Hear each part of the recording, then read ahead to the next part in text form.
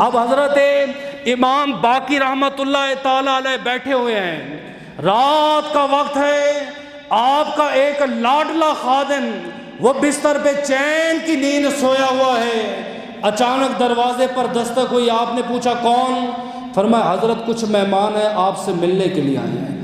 آپ گئے، انہیں سلام کیا، اپنی جگہ پہ بٹھایا، فرمایا کھانا کھایا ہے یا کھانا کھانا ہے؟ انہوں نے کہا حضرت شدت کی بھوک لگی، ہم نے کھانا کھانا ہے۔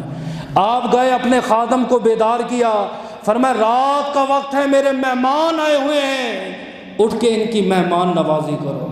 خادم بیچارہ اٹھا نا، جنہوں نے بھی اللہ والوں کی خدمت کی ہے وہ پھر کامیاب ہو گئے، فیض یاب ہو گئے۔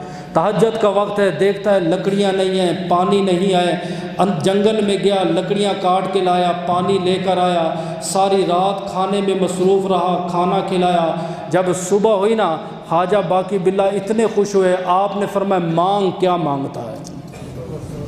یہ ایک خاص موقع ہوتا ہے جب اللہ والے جوش میں بیٹھے ہوتے ہیں، اور جو سامنے ہوش میں بیٹھے ہوتے ہیں ان میں دیکھا جاتا ہے جو اہل علم ہوتے ہیں وہ فائدہ اٹھا جاتے ہیں، جو جاہل ہوتے ہیں وہ لڈیاں ڈالنے شروع کر دیتے ہیں۔ میں نے دیکھے کئی کلپ دیکھے ہیں کہ کئی اللہ کے ولی وجد میں آتے، مرید بھی وجد میں آ جاتے ہیں۔ اور بھئی اس کے اوپر تو ایک کیفیت آ رہی ہے، تیرے اوپر کیفیت کہاں سے آئی؟ یہ اس کو دیکھ کر وجد کی کیفیت اپنا رہا ہے۔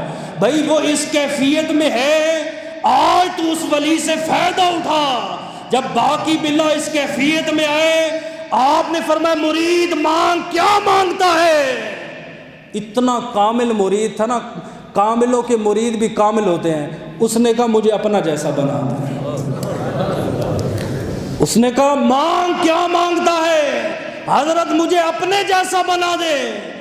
فرمایا سوچ سمجھ کے بول۔ حضرت میں سوچ سے بول رہا، ہوش سے بول رہا ہوں، اپنے جیسا بنا دے۔ آپ نے فرمایا 3 دن آپ اسے اپنے کمرے میں لے گئے، 3 دن ذکر ہوتا رہا، اور مرید کہتے لوگوں ہمیں رب کعبہ کی قسم ہے، جب 3 دن بعد خواجہ باقی باللہ باہر آئے، فرق نہیں ہوتا تھا مرید کون ہے تے خواجہ باقی باللہ کون ہے۔ لیکن جو اہل علم تھے انہوں نے یہ نشانی بیان کی ہے، وہ کہتے خواجہ صاحب ہوش میں تھے تے مرید جو تھا وہ بے ہوش تھا، پاؤں لڑکھڑا رہے تھے۔ ہمارے دوسرے جو بھائی ہیں نا وہ کہتے کیسے ممکن ہے، یہ ہو سکتا ہے؟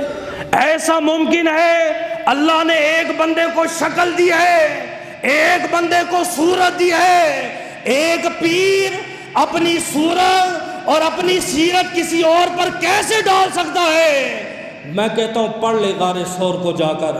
ابو بکر صدیق نبی کے ساتھ رہے، جب تیسرے دن دونوں نیچے اترے، کہتے پہچاننا مشکل ہو گیا تھا کہ نبی کون ہے اور صدیق کون ہے۔ میں قربان جاؤں صدیق تیرے عقیدے پر، کوئی مولوی ہوتا خوش ہو جاتا، ارے دیکھو میں نبی کی مثل بن گیا ہوں، میں نبی جیسا بن گیا ہوں۔ آپ نے چادر اٹھائی، نبی کے اوپر تان کے کھڑے ہو گئے۔ آپ نے فرمایا دنیا والوں دیکھ لو، جو چادر اٹھا کے کھڑا ہے وہ غلام ہے، جو چادر کے نیچے بیٹھا ہے وہ محمد عربی ہے۔ سمجھے؟ 3 دن تک رہے، فرق نہ رہا۔ جب آپ نے 3 دن اپنے مرید کو اپنے پاس رکھا، شکل میں فرق نہ رہا، 3 دن مرید زندہ رہا، اس کے بعد اس کا وصال ہو گیا۔ کیوں؟ کہتے 1 گلاس ہے، اس میں 1 گلاس جتنا پانی آئے گا، جی آپ 2 گلاس ڈالیں گے وہ پانی باہر نکل جائے گا، وہ پانی کبھی گلاس کے اندر سما نہیں جائے گا۔ جو چھوٹے لوگ ہیں جن کا اتنا بڑا مقام اور مرتبہ نہیں ہے، وہ اتنی بڑی کیفیت کو، اتنے بڑے فیض کو حاصل نہیں کر سکتے، اگر حاصل کر بھی لیں اس کے اوپر قابو نہیں پا سکتے۔ یہ ہے علم تصوف، جس کا آپ کو کبھی پتہ بھی نہیں ہے، کبھی آپ کو ہوا بھی نہیں لگی۔